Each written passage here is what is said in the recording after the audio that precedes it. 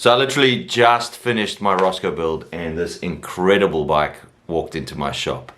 It's a super old frame that one of the old guys brought to me to help fix a couple bits and maybe buy some tires for. We ended up talking and I'm actually going to do a full resto build of this bike, take it right back to basically what it looked like new, hopefully even better. It's going to be a very difficult build for me. Number one, because it's for a client, it's got to be absolutely perfect. And number two, because of its age, there's a lot of little things that could go wrong, a lot of parts that are very different to what we have today. I've got to rebuild most of the bike, take everything apart, repaint everything. Yeah, nervous, but same thing again as what I did with the last build. I'm doing this to really push myself and get really good at doing these bikes. So come along for the journey.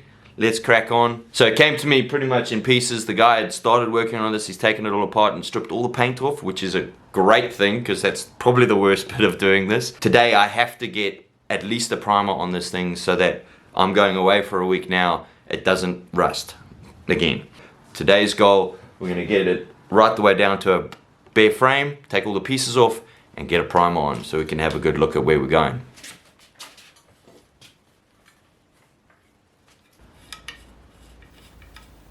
So this is probably my longest ever build. It took me over 6 months to finish this thing. So what I'm going to do in this video is I'll make some chapters down below and you can kind of click through and decide what you want to watch. But I would recommend kind of watching the whole thing because I learned so much on this build and I'm going to share as much of it with you as I can along the way. The first job in this whole build is obviously to get everything back down to a bare frame and get all the parts off the bike. It's normally got years and years of rust that you got to break your way through. Getting the headset off is generally the hardest one. Oh, don't know what to do, yeah.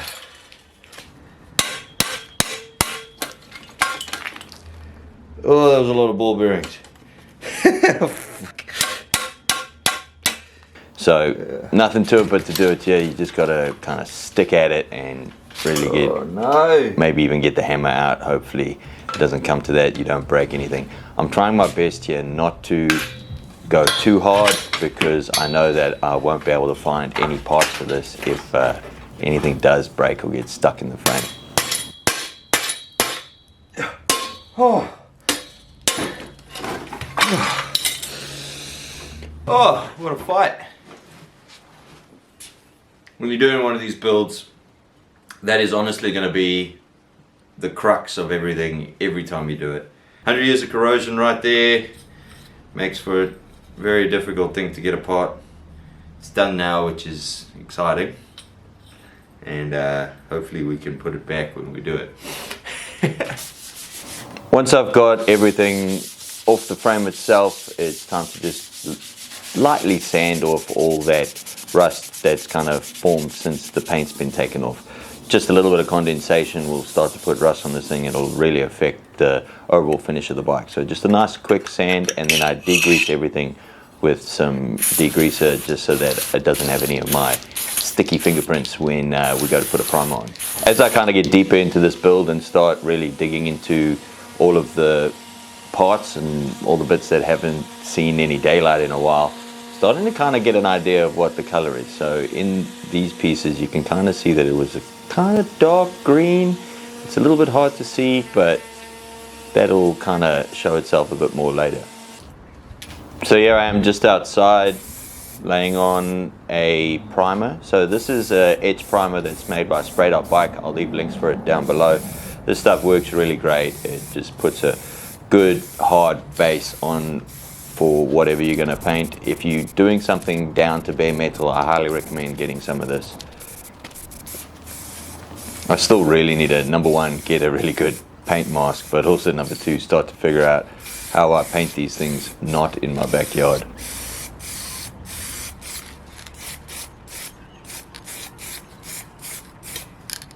I've got the primer on. It's looking pretty good. These fenders are in a bit of a bad shape. So I want to try a few things. I might get some bog on this, and then the edges where they've had, you know, 100 years of people dropping the bike and putting it down. I want to see if I can just tidy this up a little bit with some snips. It's a little bit risky, but I think it really needs it. It'll give it that kind of clean look. Nervous on this.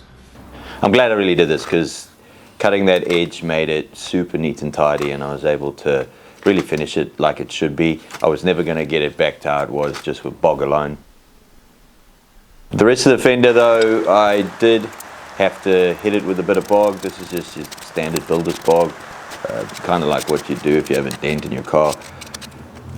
With builder's bog, it's quite important to do quite a few coats, so you're going to be working at this quite a bit. So you'll see me kind of come in there, hit it with some bog, sand it right back, hit it with a little bit of primer, and then I actually come back again and put more bog over the paint again, just so that it can really get rid of all those bumps and make it like a really nice finish.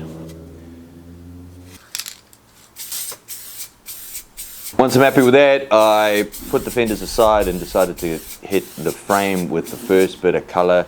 This is sprayed off bike product again. It's their like vintage collection. It's in a nice kind of semi-emerald greenish matte. This stuff goes on super easy. You only have to do a couple coats. I'd say just when you do it, just leave it for a good while, you know, a couple days before you actually go in there and handle it or put it in a vise or anything. It kind of hardens up as you go and as you leave it for a while. Good thing I left this bike for so long before I finished it, because yeah, it really hardened up quite nicely.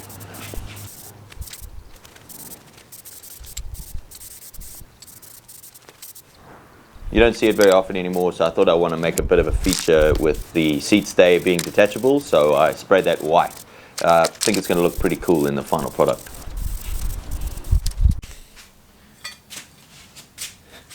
Alright, so I got the bike in the stand.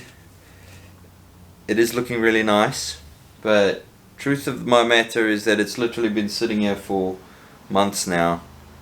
I kind of got a bit scared and just let it sit for a bit, mainly because of all these little pieces that have got to go on the bike. Most of the pieces, all the, you know, the cranksets, the seat tubes, all of that were chromed. You know, 100 years of chrome has eroded away and left us with a bit of a difficult scenario.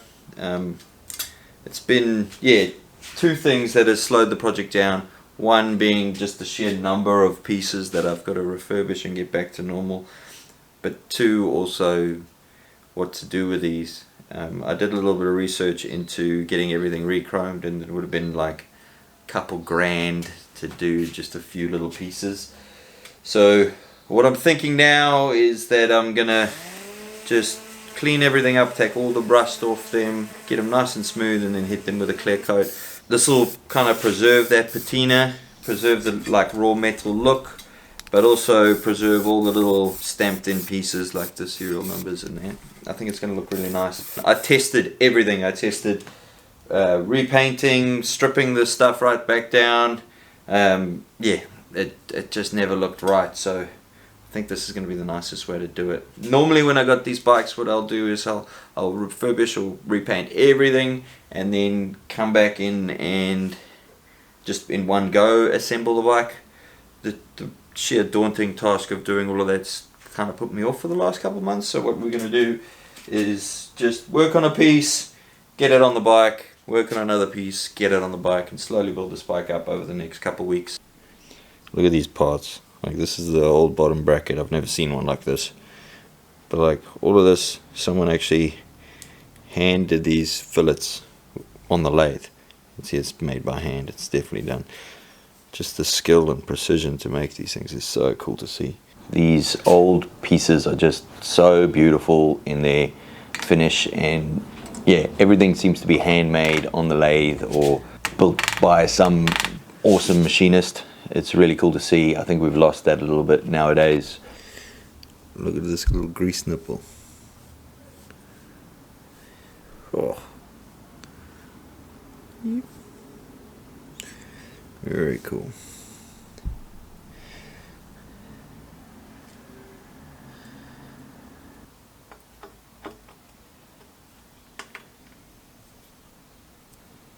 These cranks are a 3-piece crank, and they fit on with these little collet pins. Pretty hard to find the originals, obviously, because they're made by hand, and I had to kind of use some new ones. I stripped them a couple times. So what you need to do when you're working with these is really knock the pin in and then tighten the bolt up.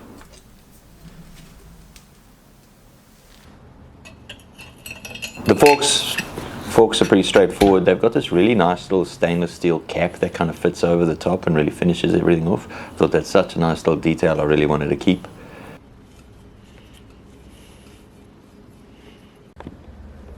With the headset here, because I lost like 1 million ball bearings when I was taking it apart, I had to try to find some more. It was reasonably easy to find some, but just yeah, with these old bikes, just remember that there was no such thing as a race cage or anything like that. So you just got to be real careful not to lose all the ball bearings. Luckily, it's not too expensive to go in there and buy some new ones. Here you can see me just putting a bit of grease in the little race that it's got there, and then slowly just one by one adding each bearing as we go. How this kind of works is there's 2 races that sit on top of each other and then sit inside the frame itself, kind of the precursor to what we are used to today with our sealed bearings and all of that.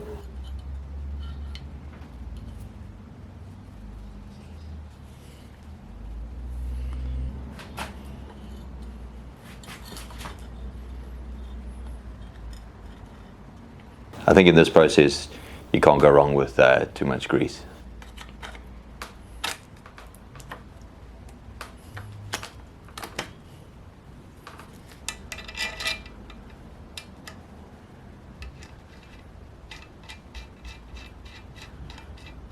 Now you can see me starting to put in the, well, I can't quite know what to call it. It's kind of like a cool stem, but it's not quite the same. It just fits down there, and then with that bolt kind of tightens everything up as you tighten it on the top of the cool stem. This kind of also tightens down the handlebars and puts everything into perspective. What you think?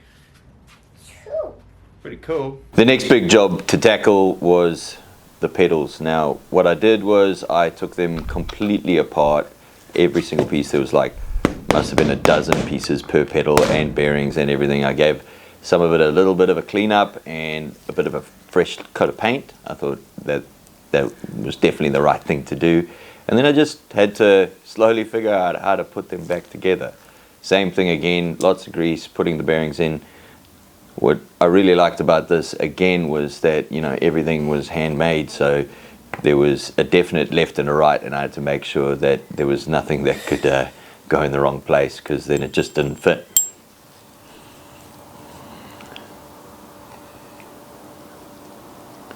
The 100-year-old rubber that was on the pedals themselves, I gave them a little bit of a sand just to bring them back to looking pretty good.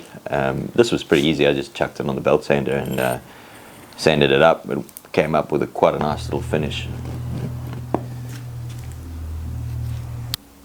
If you do get a chance to do one of these builds, I highly recommend going in there and really tucking into every single piece of it. I thoroughly enjoyed rebuilding the pedals. It was probably my favorite bit of the whole project, was just getting in here and figuring out how they did this. You know, everything nowadays seems to be kind of semi-standardized and the same thing, but you could kind of tell that these guys were just, you know, making it as they go along. It was a pretty cool thing to see, and pretty rewarding to get these pedals from, you know, pretty much seized up and not moving at all to looking really good again and fitting back on the bike.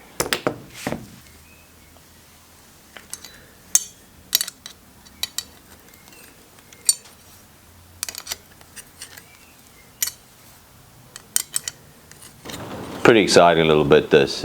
Just, you know, the bike's starting to take a bit of shape. I really like this finish that I've kind of gone for with the raw metal and all the patina that was there. It's just given the bike, you know, a bit of character that, you know, it wouldn't have had if I just painted everything and slapped it all together. This week is the week where we're going to actually get in there and finish this thing. There's a few big jobs to do, like I've still got to finish the wheels, and I've still got to finish the mudguards, and then wait for a couple little pieces to show up, and then we are ready to put this thing together. So nothing to it but to do it. Let's crack on, eh?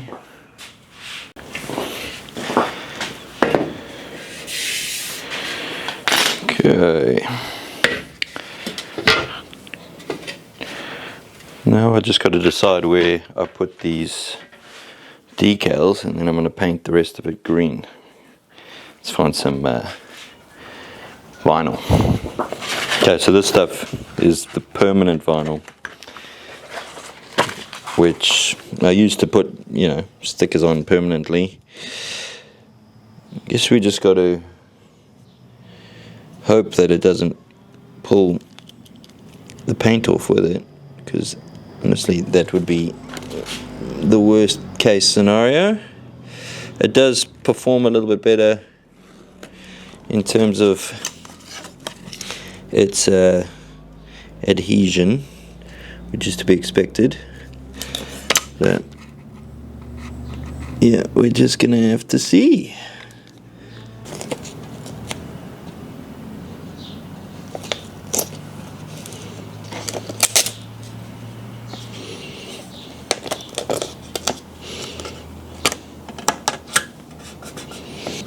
Okay, that is way better. Hope for the best.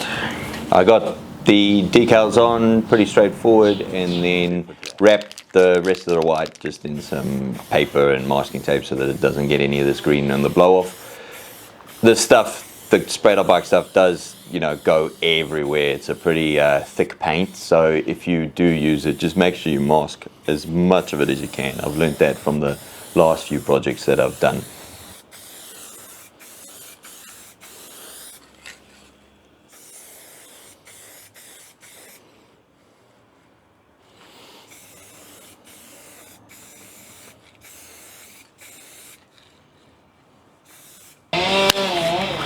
Sweet.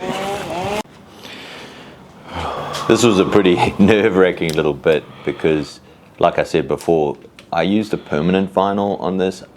If I did it again, yeah, I'd probably still use the permanent vinyl, but I think if you're gonna do, you know, multi-color paints with this sprayed out bike stuff, you just need to leave the paint for as long as possible so that it cures up before you then do the second coat. Oh, yeah.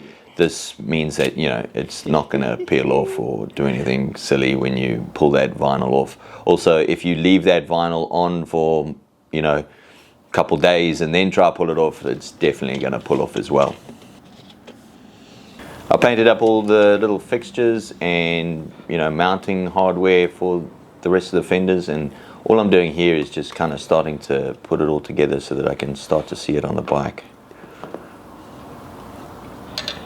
It's a pretty slow process. Obviously, I just really don't want to go in there and scratch anything at the moment. Okay, yeah, not nervous. No. I think that's the theme of this whole build, is just scared I'm going to mess up each time.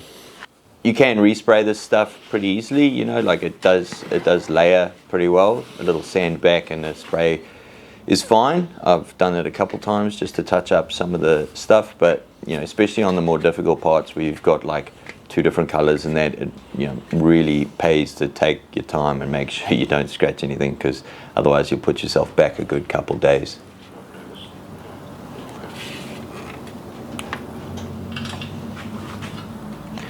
I'm trying my best here too to just make sure I use all the original hardware. I cleaned up every single bolt that came off this bike. There was only a couple places where I had to use like new bolts, and that's only because they were either completely seized or stripped completely so they wouldn't tighten up.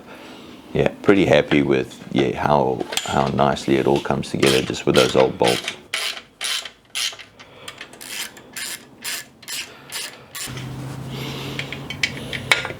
How good does this little reflector look? I'm stressing with these little flathead screws, just trying not to slip and scratch anything. Okay, we don't have much time today, but the goal is to, very excitingly, get the wheels on. There's a couple of other little things like the brakes to get ready, but hopefully we'll get the wheels on and then we're pretty damn close to being finished this thing. So these wheels, it would cost me thousands of dollars to get them back to perfect and re-chromed and everything, but what I've done is I've taken off all the surface rust, and now we're just going to seal everything in and protect them with some Frame Builder's transparent finish.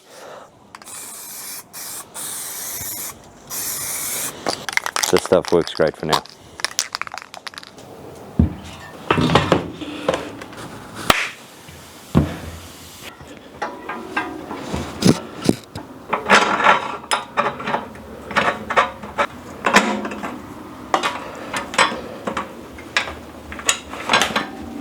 Battery on the camera died while I was doing that, but she's on. That's the first wheel on. I would hate to have to take that off to fix a puncture, but I think what you should do is bend it out, but we're trying to keep everything nice and tidy now, so we won't do that. But yeah, looking good. Very good. So here, as I'm assembling and putting on the back wheel, you can see the coaster brake. I did take it apart in a little live stream and didn't record it for this, but to be honest, just taking it apart, giving it a bit of grease and putting it back together was all that it needed. Yeah? Yes. This back. Sure. Nice, eh? Yeah. You can also see here that there's a lot of moving parts to the back of this setup. There's, you know, the little chain tensioners, the new chain, all of that stuff. So I'm just being really careful, obviously, not to get in there and scratch anything on the frame. Obviously, once you got the chain on, you need to make sure it's nice and tensioned. So that's what these little really beautiful pieces of equipment are. So I'm just, you know, tightening each side of the wheel so that the chain is nice and tight.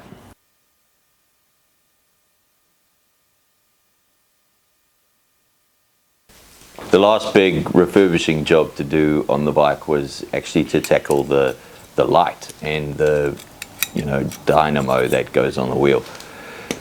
What was actually real crazy is I figured out that the light bulb, the original light bulb that was in this bike, still worked. So all I had to do was take it apart really carefully and just, you know, clean up and repaint everything. There was a lot of surface rust on the light itself, so I just gave that a little wire brush and then gave it a little bit of a green paint. This thing came out so nice.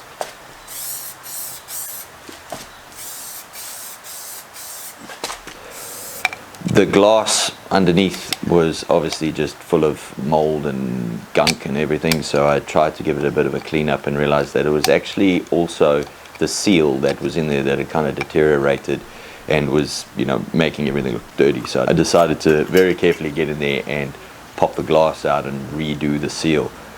Not gonna lie, also one of the most nerve-wracking bits of the whole job, just making sure it was super tidy and clean and obviously sealed.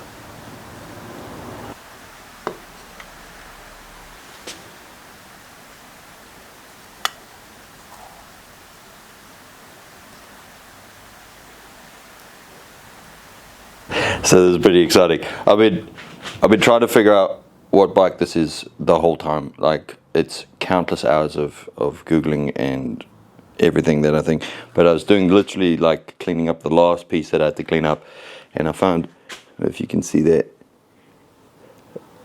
it says Phillips just there on the handbrake.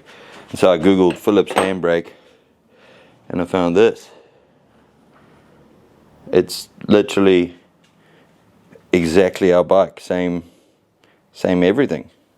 Color's a little bit different because obviously I didn't have this reference, but that's it. It's so sick. This one in particular is from the 1930s, but I still think mine is a little bit earlier than that, just because of all the pieces that I found and the little bits that are different with this. But oh, that's crazy. It's also sick because I got now reference to where everything goes. Crazy that that's like the last piece. The little mechanism for this handbrake is pretty cool. It literally just sits on two little pins, and then as you pull the lever, because it's all hard fixed together, it pulls those brake pads up onto the rim. Not the sharpest brakes in the world, but it was great to get in there and get this mechanism working like it should.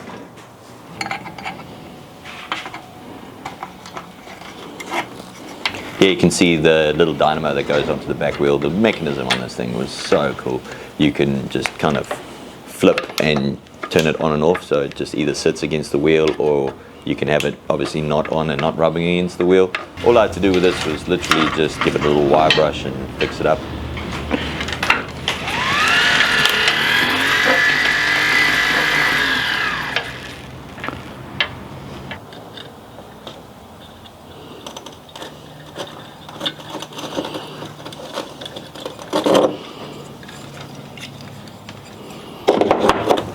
The last little job with the light was just running a little bit of wiring.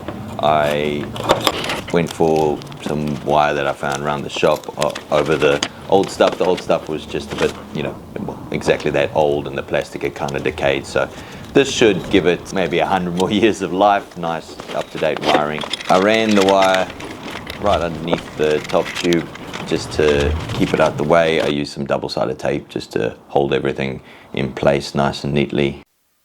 Okay, so you just push this, it goes on the wheel, and then we go back a bit for the moment of truth.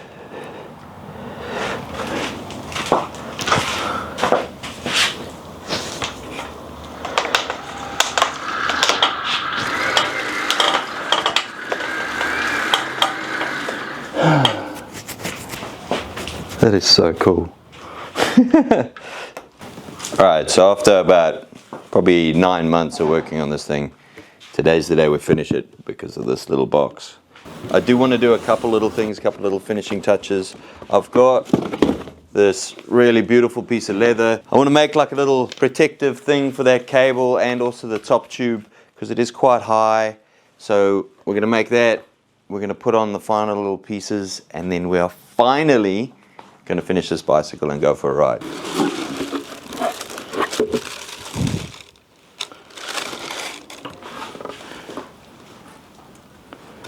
How nice is that? The last piece of the puzzle. So that little sheet that I put on over the top of everything, it worked and it was fun to make, but in the end it kind of ended up scratching the frame when it moved around a little bit because of those fixtures, and also it wasn't the same color as the seat that I bought. The seat was the showstopper. You know, it was the most expensive thing I put on this bike, so I ended up taking it off at the end. So I'm honestly beyond stoked with how this thing turned out. It was such a cool process to really get in there and take my time and just learn so much about the old bike parts and how we've come to where we are today. If you enjoyed this video, a couple cool things you can do. You know, a like goes a long way, and leave a comment and let me know, you know, what I got right and what I got wrong. That always amuses me. Also, there's the Studio Shred Discord, which is a little community I've started. There's a couple hundred people on there at the moment where we just share bike pics and builds that we're doing and get feedback on all sorts of stuff. The community's been really great for trying to help me figure out what the hell this bike is. If you are into that, you know, I'll leave a link down below. Just a big thanks to the guy who got me to do this bike. It was, like I said, such a great process, and he just gave me heaps of time to really get in there and do it right. So I'm so glad with how this thing turns out, and I hope you really enjoy it. Thanks for watching, guys. There's heaps of videos coming, so make sure you get subscribed, and then yeah, we'll see you next time.